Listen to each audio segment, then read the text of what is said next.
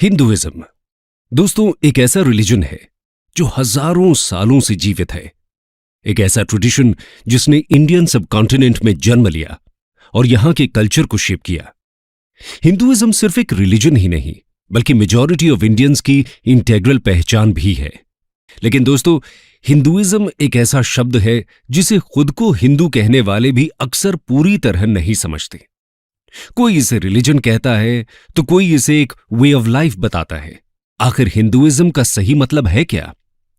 अपनी इस वीडियो में हम इसी सवाल का जवाब जानने की कोशिश करेंगे और समझेंगे कि हिंदुइज्म कैसे वे ऑफ लाइफ की तरह शुरू होकर एक रिलीजन के फॉर्म में डेवलप होता है। दोस्तों हिंदुइज्म दुनिया के सबसे पुराने रिलीजन्स में से एक है। इसकी शुरुआत कब हुई इसका कोई डेफिनेट आंसर नहीं मिलता, लेकिन ऐसा माना जाता है कि ये 4000 सालों से भी पुराना है। आज दुनिया के लगभग हर कोने में हिंदुइज्म को फॉलो करने वाले लोग रहते हैं, जिनमें से 90% इंडिया को बिलोंग करते हैं। फॉलोअर्स के मामले में लगभग 900 मिलियन फॉलोअर्स के साथ हिंदुइज्म क्रिश्चियनिटी और इस्लाम के बाद तीसरा सबसे बड़ा रिलीजन है। इसी के साथ साथ संस्कृत लैंग्वेज एक इंपॉर्टेंट लैंग्वेज जुड़ती है जो इसी के साथ ग्रो हुई और जिसने हिंदुइज्म के बिलीफ सिस्टम्स को स्प्रेड करने में इंपॉर्टेंट योगदान दिया। माना जाता है कि प्रोटो इंडो आर्यन और प्रोटो इंडो यूरोपियन लैंग्वेजेस भी संस्कृत से ही डेवलप होती हैं। आइए सबसे पहले हिंदू शब्द के ओरिजिन को समझते हैं। Origins of the word Hindu. दोस्तों हिंदू शब्द नॉर्दर्न इंडिया में फ्लो होने वाली रिवर इंडस से डिराइव हुआ है। एंशिएंट टाइम्स में इस रिवर को सिंधु नाम से जाना जाता था, लेकिन जब पर्शियंस का माइग्रेशन इंडिया में होता है तो वो इसे हिंदू कहते हैं और यहां के लैंड को हिंदुस्तान और रहने वाले लोगों को हिंदूज का नाम देते हैं। इस तरह हिंदू शब्द को पहली बार 6th सेंचुरी BCE में पर्शियंस ने यूज किया था। उस समय हिंदुइज्म शब्द एक कल्चरल से ज्यादा जियोग्राफिकल लेबल हुआ करता था। आगे चलकर इसे हिंदूज की रिलीजियस प्रैक्टिसेस को डिस्क्राइब करने के लिए यूज किया जाने लगा। रिलीजियस बिलीफ्स को डिफाइन करते हुए हिंदुइज्म शब्द का रेफरेंस पहली बार 7th सेंचुरी CE के एक Chinese text record of the western regions by Xuanzang में मिलता है। लेकिन ऐसा भी माना जाता है कि रिलीजियस प्रैक्टिसेस और बिलीफ्स को डिस्क्राइब करने के लिए इंग्लिश टर्म हिंदुइज्म का यूज इतना पुराना भी नहीं है। कहा जाता है कि इसे पहली बार 1816-17 में राजा राम मोहन रॉय ने यूज करना शुरू किया था। इसके बाद 1830 के अराउंड ब्रिटिश कॉलोनियलिज्म को अपोज करने और खुद को बाकी रिलीजियस ग्रुप से अलग दिखाने के लिए इंडियंस ने हिंदुइज्म को अपना रिलीजन बताना शुरू कर दिया था। ये वही समय था जब हिंदुस्तानी अपनी आइडेंटिटी के लिए सोल सर्चिंग कर रहे थे। ये तो बात हुई हिंदू और हिंदुइज्म शब्द के ओरिजिन की, लेकिन शब्द यानी कि टर्म तो बाद में आया था। इससे जुड़े बिलीफ्स और प्रैक्टिसेस का ओरिजिन और भी पुराना है। How did Hinduism start? दोस्तों क्रिश्चियनिटी और इस्लाम की तरह हिंदुइज्म का कोई सिंगल फाउंडर नहीं है और इसका ओरिजिन रिकॉर्डेड हिस्ट्री से भी पुराना समझा जाता है। हिंदूज अपने रिलीजन के लिए सनातन धर्म टर्म यूज करते हैं, जिसका मतलब है इटर्नल फेथ, यानी कि ऐसा धर्म जो हमेशा से है। इंडस वैली सिविलाइजेशन में कुछ ऐसे एविडेंस मिले हैं जो या तो हिंदुइज्म का पार्ट है या उसे इन्फ्लुएंस करते हैं।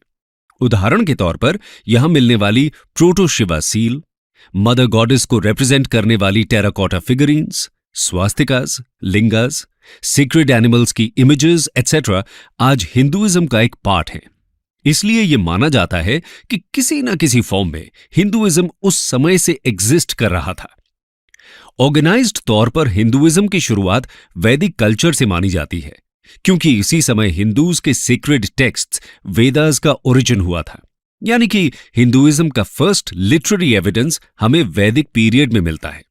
चलिए ये तो समझ में आ गया कि हिंदुइज्म का ना तो कोई फाउंडर था और ना ही कोई डेफिनेट डेट है इसकी शुरुआत की। लेकिन कुछ कोर बिलीफ्स हैं जो हिंदुइज्म को डिफाइन कर सकते हैं। आइए जानते हैं कोर बिलीफ्स। दोस्तों हिंदुइज्म एक ऑर्गेनाइज्ड रिलीजन नहीं है और किसी सिंगल सिस्टमैटिक अप्रोच से इसके वैल्यू सिस्टम को नहीं समझा जा सकता, और ना ही 10 कमांडमेंट्स की तरह हिंदूज के पास कोई सिंपल सेट ऑफ रूल्स हैं। हिंदुइज्म के बिलीफ्स अक्सर लोकल, रीजनल, कास्ट और कम्युनिटी ड्रिवन प्रैक्टिसेस से इन्फ्लुएंस होते हैं। लेकिन फिर भी कुछ ऐसे बिलीफ्स हैं जो सभी वेरिएशंस में कॉमन कहे जा सकते हैं। इन्हें ही हम कोर बिलीफ्स कह रहे हैं। इसमें सबसे पहले आता है एक सुप्रीम बीइंग में विश्वास, जिसे हिंदुइज्म में ब्राह्मण कहा गया है। इसके अलावा कॉन्सेप्ट ऑफ कर्मा, सोल यानी कि आत्मा, रीइंकार्नेशन यानी पुनर्जन्म और मोक्ष हिंदुइज्म के सेंट्रल बिलीफ सिस्टम का पार्ट है। सोल या आत्मा का कॉन्सेप्ट कहता है कि सभी लिविंग क्रीचर्स में आत्मा होती है, जो कि ईश्वर का ही अंश होती है। कर्म का कॉन्सेप्ट हिंदुइज्म में बहुत ही इंपॉर्टेंट है। इसके अनुसार लोगों के एक्शंस ही उनकी प्रेजेंट लाइफ और फ्यूचर लाइफ को डिटरमिन करते हैं। हिंदुइज्म में लाइफ के 4 मेन एम्स बताए गए हैं: धर्म, अर्थ, काम और मोक्ष। मोक्ष की प्राप्ति के बाद साइकिल ऑफ बर्थ्स का एंड हो जाता है और आत्मन सुप्रीम सोल में मिल जाती है। योग, जिसका अर्थ है यूनियन विद गॉड, भी हिंदुइज्म का एक इंपॉर्टेंट पार्ट है। लोगों को दुनिया भर में हिंदुइज्म का पता हो ना हो, पर योग का जरूर पता होता है। 2015 से जब से हर साल इंटरनेशनल योगा डे 21 जून को मनाया जाता है, तब से ये और फेमस हुआ है और लोगों को इसके real world benefits for physical, mental and spiritual wellbeing भी समझ आ रहे हैं। आइए अब हिंदुइज्म के मेजर गॉड्स और सीक्रेट टेक्स्ट्स की बात करते हैं। Major gods, secret texts and different sects. दोस्तों, हिंदू वैसे तो एक सुप्रीम बीइंग में विश्वास करते हैं। सुप्रीम बीइंग यानी कि ब्राह्मण का कॉन्सेप्ट एक फॉर्मलेस गॉड, अल्टीमेट रियलिटी या ओमनी प्रेजेंट एनर्जी की तरह है। इसी के साथ साथ हिंदुइज्म में कहा गया है कि इसके अलग अलग रूप हो सकते हैं। यहीं से पॉलीथीइज्म का कॉन्सेप्ट आता है। हिंदुइज्म के अनुसार सब कुछ ईश्वर का ही एक अंश है और ये फॉर्म्स एंड अवतार्स मनुष्यों का भला करने के लिए लिए जाते हैं। इसी के साथ साथ हिंदू नेचर वर्शिप भी करते हैं। हिंदुइज्म में प्लांट्स से लेकर एनिमल्स तक सबकी पूजा होती है। नेचर वर्शिप करने के पीछे साइंटिफिक रीजंस भी हैं, जैसे कि हिंदुइज्म में बैनियन ट्री की वर्शिप का कॉन्सेप्ट है और हम सभी जानते हैं कि ये ट्री 24 घंटे ऑक्सीजन देता है। यानी कि हिंदुइज्म के फॉलोअर्स भी इस ट्री की इंपॉर्टेंस को जरूर समझते थे। इसी तरह मेडिसिनल वैल्यू वाले तुलसी प्लांट, आंवला यानी कि इंडियन गूसबेरी जैसे ट्रीज को भी पूजा जाता है। कोरोना के समय जब विटामिन सी को अच्छे से लेने की सलाह दी गई, तब हम सब ने आंवला का सेवन और शुरू कर दिया। आयुर्वेद इसे सुपर फूड बुलाता है और हमें हर रोज इसे लेने की सलाह भी देता है। इसके अलावा वैदिक पीरियड में जहां इंद्र को मेजर गॉड की तरह पूजा जाता था, वहीं लेटर पीरियड में ट्रिनिटी का कॉन्सेप्ट डेवलप होता है। इसके अनुसार 3 मेजर गॉड्स हैं: Brahma the creator, Vishnu the preserver and Shiva the destroyer. Hinduism में फेमिनिन एनर्जी को भी वर्शिप किया जाता है। इसे गॉडेस शक्ति माना गया है और किसी दूसरे मेजर रिलीजन में गॉड को फेमिनिन फॉर्म में वर्शिप करने का कॉन्सेप्ट नहीं दिखता। इसके अलावा मल्टीपल गॉड्स एंड गॉडेसेस हैं जिन्हें अलग अलग एट्रीब्यूट से जोड़ा जाता है, जैसे कि लॉर्ड गणेशा को रिमूवर ऑफ ऑब्स्टिकल्स यानी कि विघ्नहर्ता कहा गया है, तो देवी सरस्वती को गॉडेस ऑफ नॉलेज। जिस तरह हिंदुइज्म का कोई सिंगल फाउंडर नहीं है, ठीक उसी तरह बाइबल या कुरान के जैसे कोई सिंगल बुक भी हिंदुइज्म को रिप्रेजेंट नहीं करती, बल्कि मल्टीपल टेक्स्ट्स हैं जो हिंदुइज्म में सीक्रेट माने गए हैं। इसमें सबसे पुराने हैं 4 वेदास: ऋग्वेद, यजुर्वेद, सामवेद और अथर्ववेद। हिंदू मान्यता के अनुसार वेदास इटर्नल ट्रूथ को रिप्रेजेंट करते हैं और खुद ईश्वर ने इन्हें सेजेस यानी ऋषिज को रिवील किया था। इसके अलावा उपनिषद्स, पुराणस, एपिक्स, रामायण एंड महाभारत और भागवत गीता हिंदूज की मेजर होली बुक्स हैं। बाकी रिलीजन्स की तरह हिंदूज के भी डिफरेंट सेक्ट्स देखने को मिलते हैं। इसमें 4 मेजर सेक्ट्स हैं: वैष्णव, शैव, शक्त और स्मर्तस। वैष्णव लॉर्ड विष्णु को वर्शिप करते हैं, शैव लॉर्ड शिवा को और शक्त देवी शक्ति को। वहीं स्मर्ता ट्रेडिशन में 5 डेटीज को एक सुप्रीम बीइंग का पार्ट मानकर वर्शिप किया जाता है। इनके अलावा और भी बहुत सारे सेक्ट्स और सब सेक्ट्स हिंदुइज्म का पार्ट हैं। हिंदुइज्म में मल्टीपल सेक्ट्स का डेवलपमेंट तो हुआ है, लेकिन बड़ी बात यह है कि इनके डेवलपमेंट में कोई हिंसा यानी वायलेंस देखने को नहीं मिलती। सभी सेक्ट्स एक दूसरे के साथ पीसफुली कोएग्जिस्ट करते आए हैं। इसकी बड़ी वजह यह है कि सभी हिंदू सेक्ट्स के कोर बिलीफ्स सेम ही हैं और फिलोसॉफिकल बेसिस पर ये एक दूसरे को काउंटर नहीं करते। एक दूसरे के एग्जिस्टेंस को सेक्ट्स रेडिली एक्सेप्ट करते हैं क्योंकि टॉलरेंस हिंदुइज्म का एक कोर बिलीफ है। यह तो बात हुई हिंदूज के रिलीजियस बिलीफ्स, उनके गॉड्स और मेजर टेक्स्ट्स की। अब हिंदुइज्म के साथ इवॉल्व हुए सोशल सिस्टम के बारे में बात करते हैं। Evolution of Hindu social systems. दोस्तों, हिंदुइज्म में सोशल ऑर्डर की फाउंडेशन वर्ण सिस्टम से बनती है।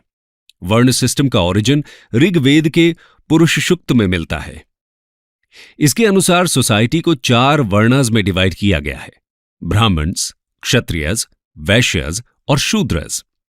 यह डिवीजन कर्म के बेसिस पर किया गया था, जिसमें इंटेलेक्चुअल और स्पिरिचुअल एक्टिविटीज में काम करने वालों को ब्राह्मण कहा गया, पब्लिक को प्रोटेक्ट करने वाले यानी कि वॉरियर क्लास को क्षत्रियज, स्किलफुल प्रोड्यूसर्स को वैश्यज की कैटेगरी में रखा गया और अनस्किल्ड लेबरर्स को शूद्रज बोला गया। लेकिन आगे जाकर यह सिस्टम रिजिड होने लगा और बर्थ के बेसिस पर डिवीजन शुरू हो गया। इसके अलावा बहुत सी क्लासेस को वर्ण सिस्टम से बाहर रखा जाने लगा और उन्हें अनटचेबल्स मान लिया गया। इन्हें केवल मीनियल जॉब्स करने की अनुमति दी जाती थी। उसके बाद वर्णस में भी सब डिवीजन होने लगे और कास्ट सिस्टम यानी कि जातीज का डेवलपमेंट शुरू हो गया था, जिसकी वजह से सोशल सिस्टम बहुत ही कॉम्प्लेक्स हो गया। इसके साथ ही लोअर वर्णस और अनटचेबल्स के साथ इनइक्वालिटी का बिहेवियर किया जाने लगा। इन सब ईवल प्रैक्टिसेस ने सोसाइटल फैब्रिक को कमजोर कर दिया। सभी वर्णास के लिए अलग अलग सोशल रूल्स के साथ ही डिफरेंट रिलीजियस रिचुअल्स भी प्रिस्क्राइब कर दिए गए थे। इसकी वजह से हिंदुइज्म एक कॉम्प्लेक्स सोशल ऑर्डर नजर आने लगा था। इस कॉम्प्लेक्सिटी की वजह से ही 6th सेंचुरी बीसी में बुद्धिज्म और जैनिज्म जैसे डिफरेंट रिलीजियस ट्रेडिशंस पॉपुलर होने लगते हैं। एक वक्त पर बुद्धिज्म और जैनिज्म का दबदबा पूरे इंडियन सब कॉन्टिनेंट में हो जाता है और हिंदुइज्म कुछ हद तक डिक्लाइन होता दिखता है। लेकिन एक बार फिर हिंदुइज्म को रिवाइव करने का काम भी शुरू होता है। Revival and reform in Hinduism. दोस्तों, इतना पुराना रिलीजन होने के बाद भी हिंदुइज्म आज तक सरवाइव कर रहा है। इसकी एक बड़ी वजह यह है कि समय समय पर हिंदुइज्म में रिफॉर्म्स लाए गए और इसे रिवाइव किया जाता रहा।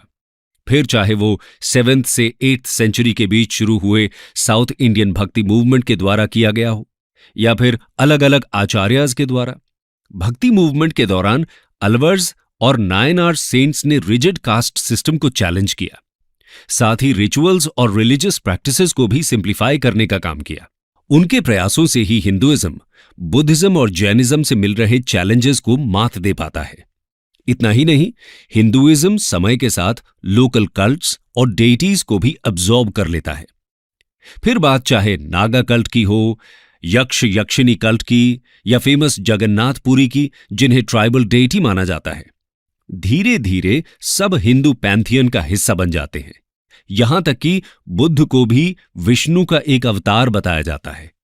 यह स्ट्रैटेजी भी हिंदुइज्म के सर्वाइवल में इंपॉर्टेंट रोल प्ले करती है।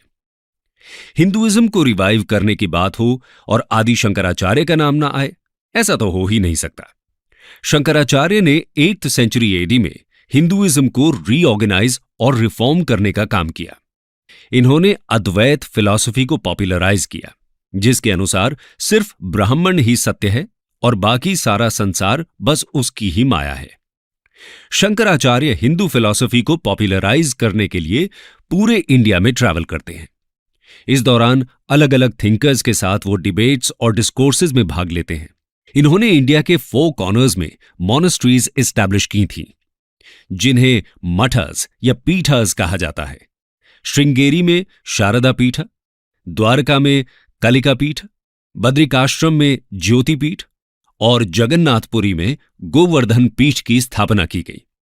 इन्हें हिंदुइज्म के 4 धाम कहा जाता है। इस तरह उन्होंने जियोग्राफिकली भी हिंदुइज्म के फॉलोअर्स को जोड़ दिया था। इन्होंने पंचायतन फॉर्म ऑफ वर्शिप को भी पॉपुलराइज किया, जिसमें 5 डेटीज गणेश, शिव, विष्णु, सूर्य और देवी की एक साथ पूजा की जाती है। इसमें कहा गया है कि ये सभी सुप्रीम बीइंग यानी कि ब्राह्मण के ही अलग अलग फॉर्म्स हैं। इस तरह शंकराचार्य ने डिफरेंट सेक्ट्स को भी यूनाइट किया। इसके अलावा हिंदू स्क्रिप्चर्स को भी इन्होंने सिंप्लीफाई किया। शंकराचार्य ने वेदास, उपनिषद्स, पुराणास जैसे रिलीजियस टेक्स्ट्स पर कमेंट्रीज लिखकर इनकी टीचिंग्स को एक बार फिर से जीवित करने का काम किया था। शंकराचार्य के बाद रामानुजा, माधवाचार्य जैसे सेंट्स ने भी हिंदुइज्म को रिफॉर्म करने में अपना योगदान दिया। इसके बाद मिडीवल पीरियड में जब इस्लाम ने हिंदुइज्म को चैलेंज करना शुरू किया तो निर्गुण और सगुण भक्ति सेंट्स ने हिंदुइज्म को पॉपुलर बनाए रखा। इसमें रामानंद, कबीर, नानक, मीराबाई, तुलसीदास जैसे सेंट्स का योगदान रहता है। अगर मॉडर्न पीरियड की बात करें तो राजा राम मोहन रॉय, स्वामी दयानंद सरस्वती और स्वामी विवेकानंद जैसे रिफॉर्मर्स ने हिंदू ग्लोरी को एक बार फिर से रिवाइव किया था। 19th सेंचुरी में इन सोशो रिलीजियस रिफॉर्मर्स की वजह से क्रिश्चियन मिशनरीज हिंदूज को कन्वर्ट करने में बहुत ज्यादा सफल नहीं रहते। जिस तरह की सफलता इन्हें अफ्रीका या दूसरी कॉलोनीज में मिली थी, इंडिया में वैसी सफलता देखने को नहीं मिलती। स्वामी विवेकानंद ने 1893 में शिकागो में ऑर्गेनाइज्ड वर्ल्ड रिलीजियस कॉन्फ्रेंस में जाकर वर्ल्ड स्टेज पर हिंदुइज्म की फिलॉसफी को पॉपुलराइज किया। स्वामी जी की स्पीच पर कमेंट करते हुए एक अमेरिकन न्यूज़पेपर ने लिखा था कि ऐसे रिच रिलीजियस ट्रेडिशन वाले देश में क्रिश्चियन मिशनरीज को भेजने की क्या जरूरत है। इस तरह रेगुलर इंटरवल्स पर हिंदुइज्म में रिफॉर्म मूवमेंट्स होते रहे हैं। हिंदू फिलॉसफी में कहा भी गया है कि जब जब धर्म संकट में आता है तब तब उसकी रक्षा के लिए खुद ईश्वर अवतार लेते हैं। इसलिए ये रिफॉर्म मूवमेंट्स हिंदू फिलॉसफी द्वारा भी जस्टिफाई किए जा सकते हैं। हिंदुइज्म इटर्नल रहा है क्योंकि ये स्टैटिक नहीं है और इसमें खुद को नया बनाने की एबिलिटी भी दिखती है। अथर्ववेद में सनातन वर्ड का एक्सप्लेनेशन भी कुछ इसी तरह है। सनातनम एनम अहुह उत अद्याः स्यात् पुनर्नवः, meaning they proclaim him to be eternal, but he may become new again even today. Hinduism का सबसे यूनिक फीचर है इसकी डाइवर्सिटी। डिफरेंट लेवल पर वेरिएशंस और डाइवर्सिटी होते हुए भी ये यूनिटी को कैसे रिप्रेजेंट करता है, ये समझने की जरूरत है। How Hinduism encompasses the concept of unity in diversity. दोस्तों, हिंदुइज्म में असंख्य देवी देवताओं का कॉन्सेप्ट है। मल्टीपल रिलीजियस टेक्स्ट्स हैं, अलग अलग सेक्ट्स भी इसका पार्ट हैं। साथ ही रिचुअल्स और बिलीफ्स में भी बहुत ज्यादा डाइवर्सिटी देखने को मिलती है। इस सब के बाद भी हिंदुइज्म अपने फॉलोअर्स को यूनाइट करता है क्योंकि हिंदू फिलॉसफी इतनी फ्लेक्सिबल है कि सभी व्यूज को इसने एक्सेप्ट किया है। हिंदुइज्म में मान्यता है कि रास्ते अलग अलग हो सकते हैं लेकिन सबकी मंजिल एक ही है। हिंदुइज्म तो बाकी रिलीजन्स को भी सत्य ही मानता है। इसमें कहीं भी ये कॉन्सेप्ट नहीं है कि हिंदुइज्म के अलावा जो रिलीजन्स हैं वो ईश्वर की प्राप्ति का मार्ग नहीं हो सकते। इसी वजह से हिंदुइज्म को एक टॉलरेंट रिलीजन भी बोला जाता है। लेकिन टॉलरेंट शब्द इस कॉन्सेप्ट को जस्टिफाई नहीं करता क्योंकि हिंदूज न सिर्फ दूसरे रिलीजन्स का सम्मान करते हैं बल्कि उन्हें भी हिंदुइज्म की बराबरी पर ही रखते हैं। इसलिए हिंदुइज्म में फोर्स्ड कन्वर्शन का कॉन्सेप्ट भी नहीं आता। हिंदुइज्म की हिस्ट्री में कभी भी दूसरे रिलीजन के अगेंस्ट धर्म के नाम पर वॉर नहीं हुए हैं। फिर चाहे वो वसुधैव कुटुंबकम की फिलॉसफी हो जिसके अनुसार पूरा विश्व एक ही फैमिली माना जाता है, या फिर सर्वे भवन्तु सुखिनः जैसे हिम्स। हिंदुइज्म हमेशा ही सबके कल्याण की बात करता आया है। हिंदुइज्म में संपूर्ण मानव जाति के इक्वल वर्थ का भी कॉन्सेप्ट है। ये हमें इस एंशिएंट हिम से साफ पता चलता है। अज्येष्ठसु अकनिष्ठसु इति संभ्रात्रो वहादुहु सौभाग्यः, जिसका मतलब है कि no one is superior, none inferior, all are brothers marching forward to prosperity. यही वजह है कि आप चाहे शिव की पूजा करते हो या कृष्ण की, या फिर देवी के भक्त हों या शायद किसी की पूजा ही ना करते हो, लेकिन फिर भी आप खुद को हिंदू कह सकते हैं। हिंदू होने के लिए ना तो किसी एक भगवान की वर्शिप करना कंपल्सरी है और ना ही किसी मंदिर में जाना, यहां तक कि किसी एंशिएंट स्क्रिप्चर की स्टडी करना भी मैंडेटरी नहीं है। हिंदुइज्म तो सबको अपना मानता है। अगर आप खुद को हिंदू मानते हो तो आप एक हिंदू ही हो, फिर चाहे कितनी भी डाइवर्सिटी आ जाए। हिंदुइज्म आपको उसके 900 मिलियन से ज्यादा फॉलोअर्स के साथ यूनाइट कर ही देता है। कंक्लूजन दोस्तों, जैसे हमने देखा कि बाकी रिलीजन्स की तरह ना तो हिंदुइज्म के पास कोई सिंगल फाउंडर है, ना कोई सिंगल टेक्स्ट और ना ही कोई सिंगल गॉड। इसीलिए इसे ट्रेडिशनल रिलीजन की डेफिनेशन में समझ पाना मुश्किल होता है। एक रिलीजन से ज्यादा ये अ वे ऑफ लाइफ की तरह डिवेलप होता है। लेकिन समय के साथ दूसरे रिलीजन्स का डेवलपमेंट शुरू होता है और ये सभी हिंदू वे ऑफ लाइफ को चैलेंज करते हैं। इन्हीं को काउंटर करने के लिए और इनके कंपटीशन में हिंदुइज्म एक रिलीजन की फॉर्म लेने लगता है। हिंदू परंपरा के अनुसार अपने धर्म को सनातन धर्म कहा गया है और धर्म शब्द की परिभाषा रिलीजन से अलग भी बताई जाती है। धर्म का मतलब एक सेट ऑफ रूल्स माना गया है और सनातन धर्म का मतलब हुआ ऐसे रूल्स जो हमेशा ही वैलिड रहते हैं। बाकी रूल्स एंड लॉज तो समय और कंडीशंस के अकॉर्डिंग चेंज होते रहते हैं, लेकिन जो हमेशा चलता रहे वही है सनातन धर्म। दोस्तों, हिंदुइज्म को एक वीडियो में समझा पाना तो नामुमकिन जैसा टास्क है। फिर भी हमने कोशिश की है कि आपको हिंदुइज्म की मूल बातों से परिचित कराया जाए। अगर आपको हमारी ये कोशिश अच्छी लगी हो तो कमेंट सेक्शन में जरूर बताएं और ये वीडियो अपने फ्रेंड्स और फैमिली के साथ शेयर करना ना भूलें। Thank you and God bless.